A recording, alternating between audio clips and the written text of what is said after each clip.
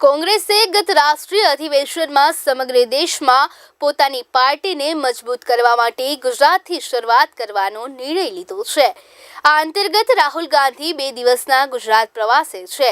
કોંગ્રેસના નેતા રાહુલ ગાંધીએ કાર્યકર્તા સંવાદ દરમિયાન ભાજપ પર આકરા પ્રહાર કર્યા અને કહ્યું કે પોર્ટ અને ડિફેન્સ સહિત બધું ભાજપના હાથમાં જતું રહ્યું છે અને ગુજરાતની જનતા માત્ર જોઈ રહી છે। રાહુલ ગાંધીએ ખુલ્લેઆમ કહ્યું કે દિલ્હી સુધીમાં ચર્ચા ચાલી રહી છે કે કોંગ્રેસને ફરી મજબૂત કેવી રીતે બનાવવી છે। આ લડાઈ એ માત્ર રાજકીય નથી, આ એક વિચારધારાની લડાઈ છે। આરએસએસ અને બીજેપી સામે કોંગ્રેસ ઊભી છે। તેમણે વધુમાં જણાવ્યું કે જો દેશમાંથી આરએસએસ અને બીજેપીને હરાવવાનું છે તો તેનો દરવાજો એ ગુજરાતથી જાય છે। અમારી પાર્ટીની શરૂઆત પણ ગુજરાતથી થઈ હતી અને હવે અમે અમારું કાર્ય પણ અહીંથી જ પૂરું કરીશું। કોંગ્રેસમાં પરિવર્તનના સંકેત આપતા રાહુલ ગાંધીએ સંગઠનને વધુ મજબૂત બનાવવાનો સંકલ્પ વ્યક્ત કર્યો। હવે નિર્ણય લેવાયો છે કે જિલ્લાને અમદાવાદથી નહીં પણ જાતે જિલ્લા સ્તરે સંચાલિત કરવામાં આવશે। જિલ્લા પ્રમુખને વધુ સત્તા આપવામાં આવશે અને 2 પ્રકારના ઘોડા હોય છે તેવું રાહુલ ગાંધીએ કહ્યું હતું, જેમાં એક રેસનો ઘોડો અને બીજું એ લગ્નનો ઘોડો હોય છે, ત્યારે કેટલાક ઘોડા તો લંગડા હોય છે।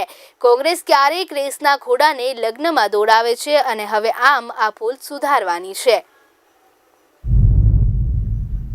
इसी भीड़ में ऐसे भी लोग हैं जो बीजेपी के साथ मिले हुए हैं,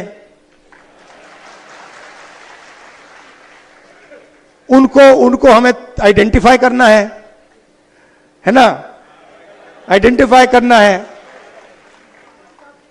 और प्यार से परे करना है, हिंसा से नहीं, नफरत से नहीं, प्यार से भैया इस साइड हो जाइए, दूसरों को आगे जाने दीजिए। समग्र देशની અંદર કોંગ્રેસના સંગઠનને મજબૂત કરવા માટે બેલગામ ખાતેથી કોંગ્રેસની સર્વોચ્ચ સમિતિ કોંગ્રેસ વર્કિંગ કમિટીએ નિર્ણય કરેલો અને એના ભાગરૂપે 2025ના વર્ષને સંગઠન વર્ષ જાહેર કરવામાં આવ્યું છે અને એના ભાગરૂપે જ 2025ના સંગઠનના ભાગરૂપેનો પાયલટ પ્રોજેક્ટ ગુજરાત કોંગ્રેસના સંગઠનને પસંદ કરવામાં આવ્યો। કોંગ્રેસના કાર્યકર્તા તરીકે અમારી માટે એક અનેરી વાત છે। કોંગ્રેસના સંગઠનને મજબૂતી, જિલ્લા કોંગ્રેસ સમિતિને મજબૂત કરવું, સશક્ત કરવું અને એના ભાગરૂપે 15મી એપ્રિલના રોજ રાહુલજીએ રાજીવ ગાંધી ભવન ખાતે અમદાવાદ ખાતે જે નિરીક્ષકો નિમાયા છે અખિલ ભારતીય કોંગ્રેસ સમિતિથી અને પ્રદેશના નિરીક્ષકો, એની 5 જણાની ટીમ બનાવીને એમને જવાબદારી સોંપવામાં આવી છે। એમની કામગીરી કઈ પ્રકારની રહેશે, એમના માપદંડો શું હશે અને એ બધી બાદ અરવલ્લીની પાવન ભૂમિ ઉપરથી ગુજરાત કોંગ્રેસના જિલ્લા કોંગ્રેસ સમિતિના પ્રમુખ પસંદગી માટેના અભિયાનને સૌથી પહેલી પસંદગી કરવામાં આવી છે। અહીંયાથી શુભારંભ થવા જઈ રહ્યો છે।